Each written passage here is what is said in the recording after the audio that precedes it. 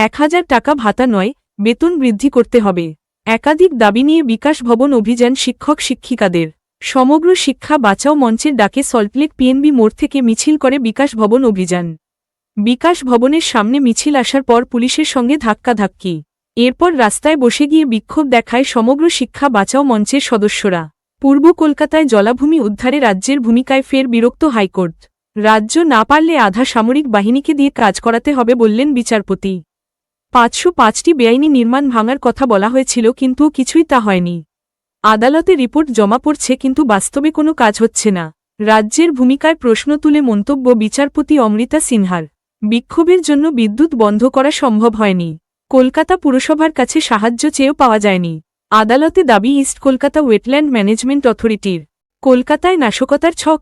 মূলত মেট্রো স্টেশনের বাইরে পোস্টার লাগানোর কাজ ছিল ধৃতদের। দিল্লি মেট্রো স্টেশনের বাইরে কাশ্মীর ফ্রি পোস্টার লাগিয়েছিল। কলকাতার মেট্রো স্টেশনের বাইরেও পোস্টার লাগানোর পরিকল্পনা ছিল ধৃতদের। পোস্টার পিডিএফ করে পাঠানো হয়েছিল বাংলাদেশ থেকে, ছাপানো হয় কলকাতায়। দিল্লির সিআরপিএফ জওয়ানের অভিযোগের ভিত্তিতে তদন্ত শুরু দিল্লি পুলিশের।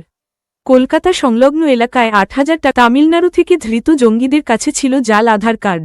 আইএসআই ও বাংলাদেশি জঙ্গি সংগঠনের সহায়তায় নাশকতার ছক ছিল ধৃতদের। জঙ্গি নিয়ে তৃণমূলকে আক্রমণে বিজেপি বিধায়ক শঙ্কর ঘোষ। পশ্চিমবঙ্গে এলেই নিরাপদ বুঝে গেছে সন্ত্রাসবাদীরা। জঙ্গিদের নিরাপদ আশ্রয় পশ্চিমবঙ্গ সাহায্যকারী তৃণমূল। দেশের নিরাপত্তায় বিপদ, তৃণমূল বিসর্জন দিতে না পারলে নেই রেহাই। জঙ্গি নিয়ে তৃণমূলকে আক্রমণে বিজেপি বিধায়ক শঙ্কর ঘোষ। ফের বিমান দুর্ঘটনা। এবার রাঁচি বিমানবন্দর থেকে টেকঅফের কিছুটা সময় পরেই দুর্ঘটনার কবলে দিল্লিগামী যাত্রীবাহী এয়ার অ্যাম্বুলেন্স।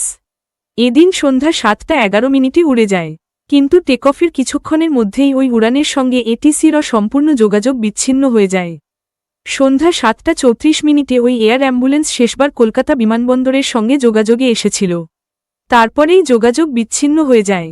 এরপরেই উদ্ধারকারী দল ওই উড়ানের খোঁজে নামে। ওই উড়ানে মোট 7 জন আরোহী ছিল। চাতরা জেলার সিমারিয়া থানা এলাকায় ওই বিমানের ধ্বংসাবশেষ উদ্ধার হয়েছে। পরে জানা যায় ওই দুর্ঘটনায় 7 জনেরই মৃত্যু হয়েছে বলে খবর। ভোটের আগে রাজ্যে সেন্ট্রাল বাহিনী, তবে বিভিন্ন মহলে প্রশ্ন উঠছে, কেন্দ্রীয় বাহিনী আগে আসছে ঠিকই, তাদের যথাযথভাবে কাজে লাগানো হবে তো?